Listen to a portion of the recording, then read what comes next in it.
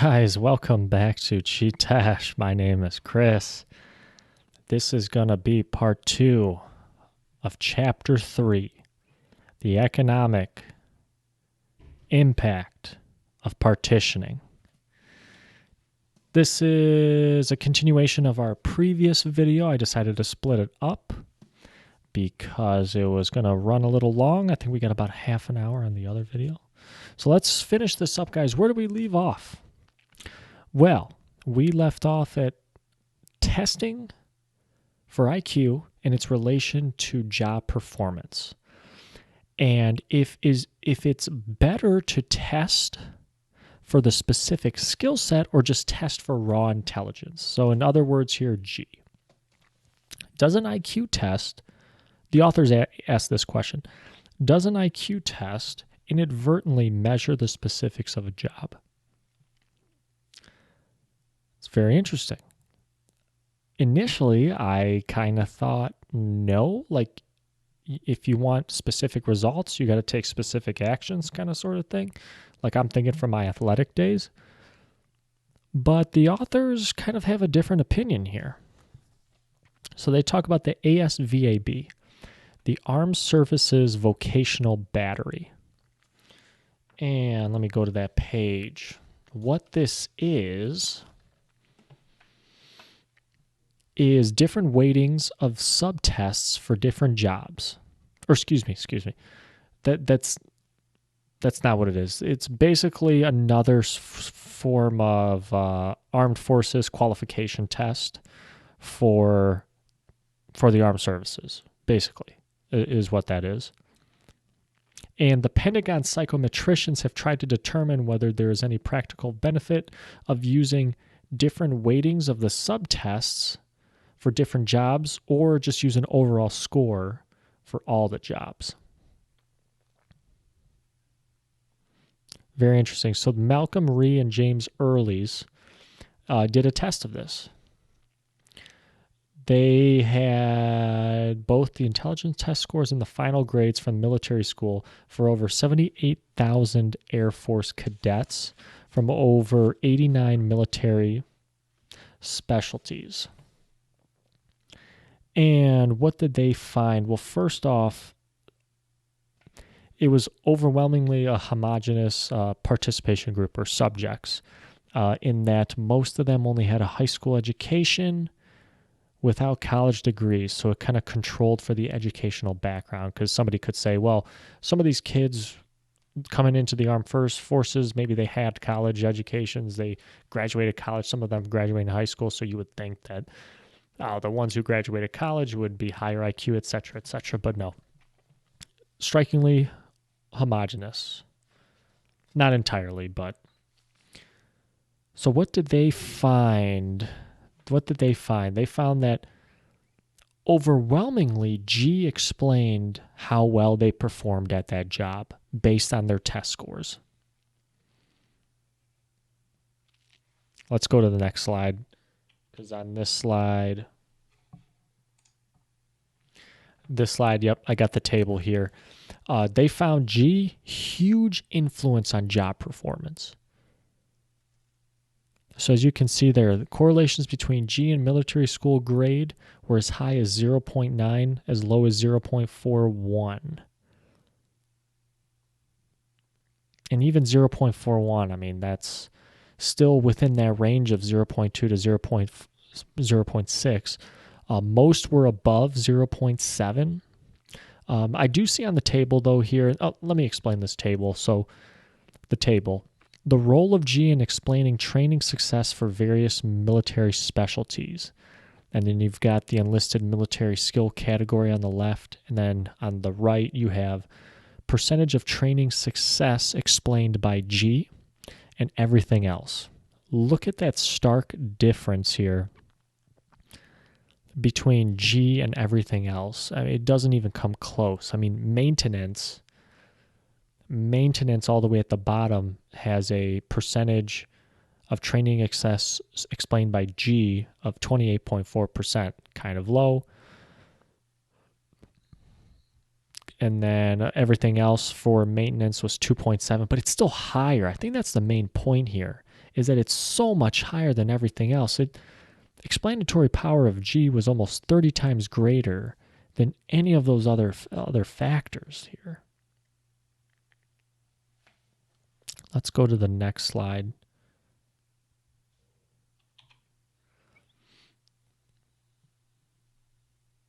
And just to kind of make sure this point hits home, there was an even larger study, not quite as detailed, involving almost 350,000 men and women in 125 military specialties in all 4 armed services. And that one also confirmed the predominant influence of G, the relatively minor further predictive power of all the other factors extracted from the ASVAB scores. And then another study, 25,000 Air Force personnel, found validity of individual ASVAB subtests in predicting the final technical school grades was highly correlated with the G loading of the subtest. So what the authors are saying here is G, it is seemingly better to test for G than to test for a specific skill for that particular job. But somebody might say, well, okay, this is for the military, but this gets back to that restriction of range, possibly, because, well, I don't know if it would. But somebody might say that, okay, these studies are looking at the military. What about the general population? All right, this is civilian jobs, right? So the authors kind of took this into account on page 77 here. Military, and again, the reason why they like to use the military for studying this is the military's database on job performance and test scores much bigger than the civilian sector. But there was a study, Thorndike in 1986. He kind of looked at the GATB data for the general aptitude test battery that we talked about a few slides ago. And 28 occupations correlated as well with an estimate of G from GATB scores as it did with the most predictively weighted individual subtest scores in the battery. So the author concluded that G predicts job performance as well as or better than the subtests for that specific skill, is to summarize that main bullet point there.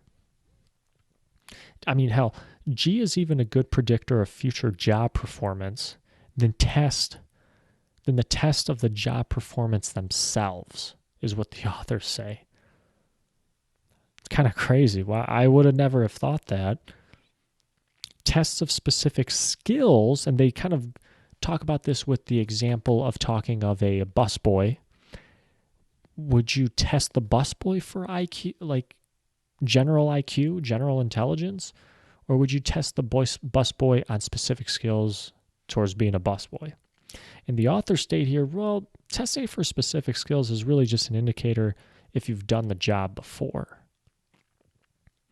You test for G, seemingly the person who has a high G factor, high IQ, is going to be able to pick up the job quickly. And then some. You never know. Let's continue to the next slide. Does more experience make up for less intelligence? This was something that I was kind of questioning. Like, would you rather hire the high IQ person or the person who has the more experience? I know we just kind of touched on that. And there you go. There's the busboy example I was talking about. I got ahead of myself. So a busboy who has 1 month on the job will outperform somebody who started today. But this will cease to matter in 6 months. So if you're on the job, do employees of differing intelligence converge after some time on the job? And again, the authors went to a study of the military. In one particular one, they took a look at 23,000 employees at 3 levels of mental ability. I'm going to see if I can find this. This was on page 79.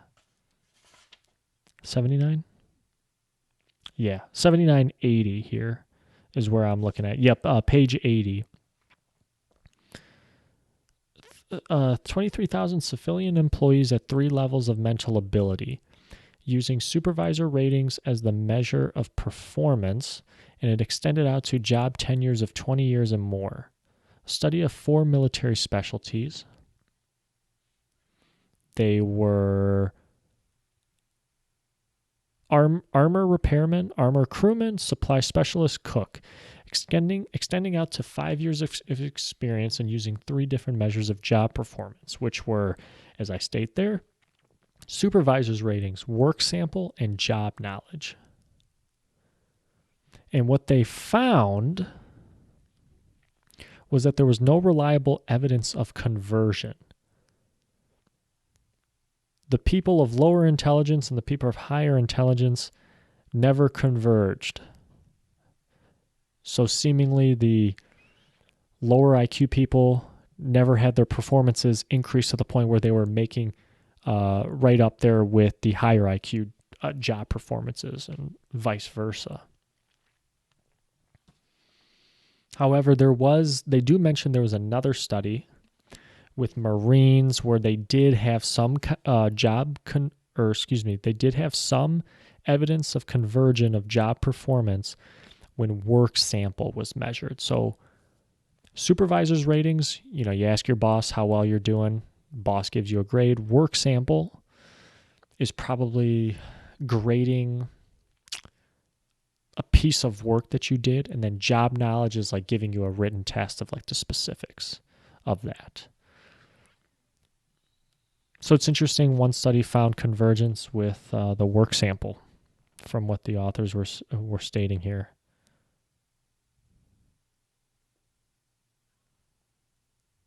So the authors state on page 80,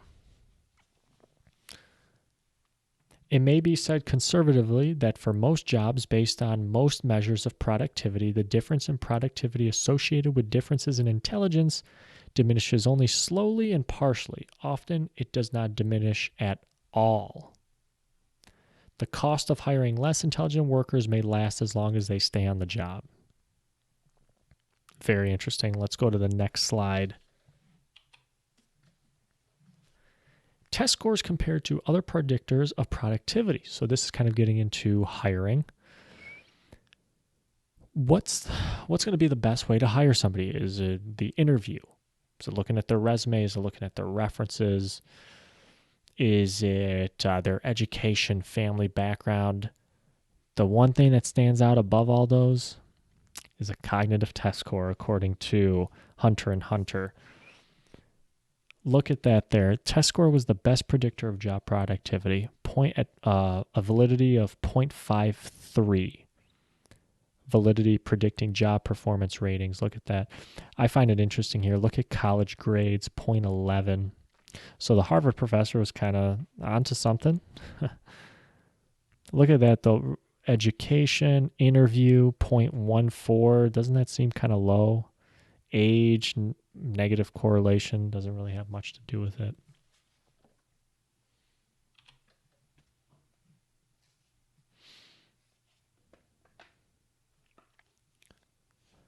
Dollar value. Oh, yeah, let's get into this. The dollar value of cognitive ability. And just something to state about this last table. The authors do note that the data for this analysis were top-heavy with higher complexity jobs, yielding a higher than usual validity of 0.53 for test scores.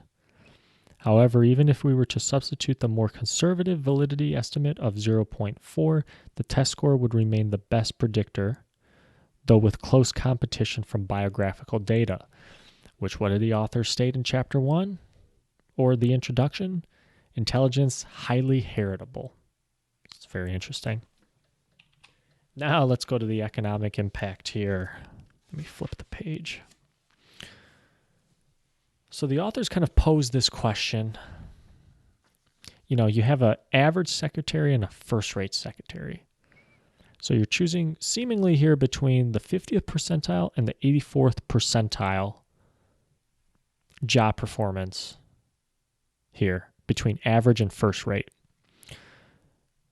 For a $20,000 job, okay, you're trying to hire somebody. Now, the better secretary could probably get about 40% higher of a salary just based on their job performance, right? So she's really worth, or he, I guess it could be either, he or she is worth $28,000, but you're hiring it for a $20,000 job, right? So by hiring that person at the 84th percentile, one standard deviation above the mean, you're getting way more value, $8,000 more value. But now contrast that if you hire somebody at the 16th percentile, one standard deviation below the mean. That would cost you $8,000. Right? It's going in the other direction. Now that's just for a secretary job. What if we were talking about a complex job like engineering? What we have here is what the authors call an interaction effect. This is where getting high quality for a complex job is worth way larger multiples than it is to get a high quality person for a simpler job. So they use this example of a dentist and a receptionist. This got kind of confusing for me, but I'll do my best to explain this. You are an HMO. You want to hire a dentist, or you're a dental office, excuse me. You want to hire a dentist, average dentist salary, $100K. Your receptionist makes $25K. So the dentist makes 4 times what the receptionist makes, right?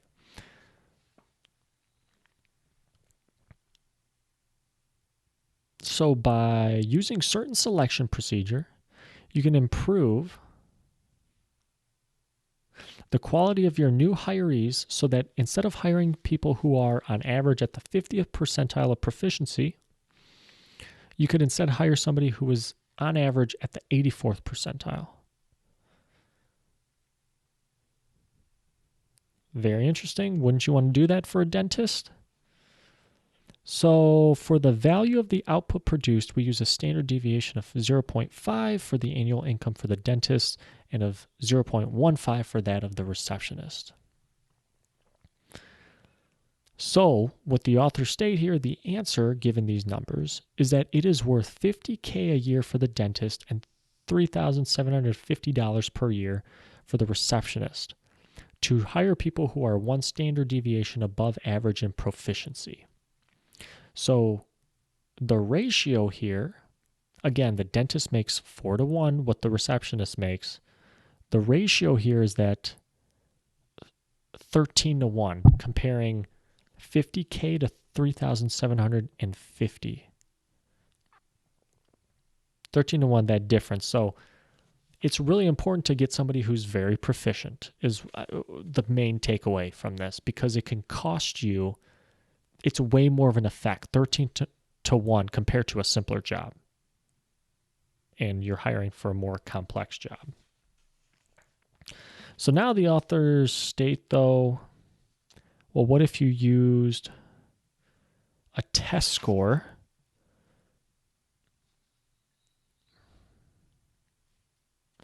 Then they say that the value of hiring the right dentist by using a test score to test for the proficiency. Given that information, we may estimate the expected output difference between 2 dentists who score at the 50th and 84th percentiles on an intelligence test as being worth $30K a year. The corresponding difference between 2 receptionists who score at the 50th and 84th percentile is $750 a year. So for the dentist, it didn't really change. I mean, it's still very high, 50K compared to 30K. But for the receptionist, it actually went down. So for the simpler jobs, the intelligence test didn't really make much of a difference. But for these higher complex jobs, you want to hire a dentist? Absolutely. It makes a huge difference. And then look at that. That's 40 times, 30K compared to 750, 40 times greater the value of hiring the right dentist compared to the right receptionist.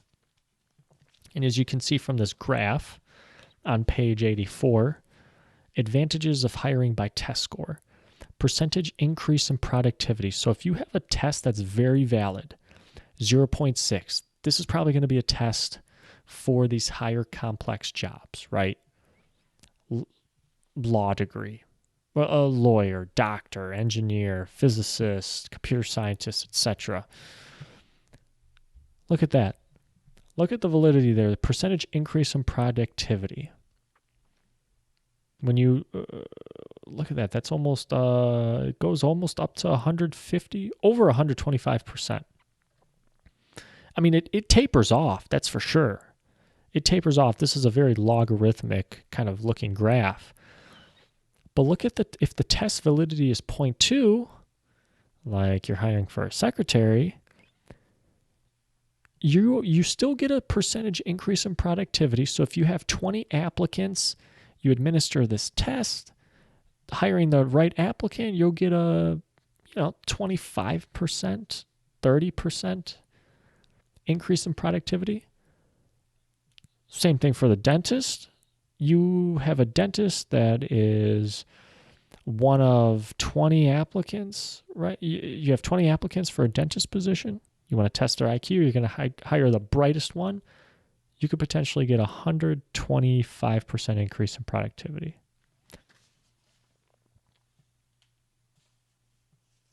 Crazy, right? And let me make sure for the people who are listening, this is a logarithmic curve. So the percentage doesn't really increase as the number of applicants increase. It increases a lot at the beginning, from like 0 to 10 applicants, and then slowly starts to taper off as you get 20, 30, 40, 50 applicants for that one position. There's also a line for if the test validity is 0.4. But I mean, hey, even 0.2, you do get an increase. It's just not as high as if the test validity is 0.6. And I think what the authors here are trying to say is for the more complex jobs, it's more of an effect on hiring when you hire the right person. It's more of an economic impact. Let's continue. So what are the costs of not testing? This is very interesting. Hunter states that there is a minimum loss of $80 billion in 1980 from not being able to hire based on intelligence tests. But like we were saying earlier, there's other ways that intelligence comes about, like in education or interviews, references, etc. They can't really completely replace the intelligence test, though. For a run-of-the-mill job, there's maybe a selection ratio of 1 in 50. And then for more competitive jobs, there's 1 in several hundred. So you really, really got to get it right. You want to get it right because the economic impact here is so high. The authors actually tell a story in one of the text boxes here of police applicants that were chosen by IQ in New York City in 1939.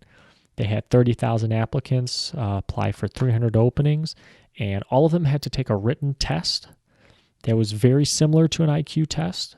It was weighted way higher than the physical test, and they ended up hiring people they ended up filling the 300 positions, 300 openings with people who had one of the top 350 scores. And the authors state that this was almost like the greatest, incoming class in the police academy in New York City. They were saying they attained far higher than average rank as police officers, achieved extraordinary success. 4 became police chiefs, 4 deputy commissioners, 2 chiefs of personnel. They went on to have great careers. And the authors, I think, from what I understand, are kind of getting at here, it's because they were selected by this written test. It's basically like an IQ test. The partitioning is inevitable. We are going to close with this. Proficiency in most civilian and military occupations predicted with an overall validity at about 0.4. So the more of a cognitive demand in a job, the more the validity increases. So you would ask, oh, okay, I want to give an IQ test. I want the best person for this job. I don't trust my interviewing skills. I don't want to look at their references. I want their IQ test. Well, when would it make sense to test for IQ of a new applicant? And the authors make this calculation based on these variables: the predictive power of the test for that job, the variation in worker productivity for the job, proportion of job applicants to be selected, and the cost of testing. This is in next point here. Hiring based on other methods really is just a reflection of intelligence. Talk about education, references, the interview. What you're really getting at is how smart are you? That's what you're trying to gauge from all those other methods. And we'll end with this, that just because there was this Supreme Court decision, just because you're not allowed to test for specific IQ, specifically 4G, getting rid of IQ tests does not get rid of the importance of IQ in the work setting. Job performance, all of that. And we'll end it there. Guys, thank you very much for listening to Chee-Tash. If you made it this far, I really appreciate it. Thank you very much. If you have any questions, you want to start a discussion, please comment on the video. Please like and subscribe. And we will be here next week. This has been Chee-Tash. My name is Chris. Take care.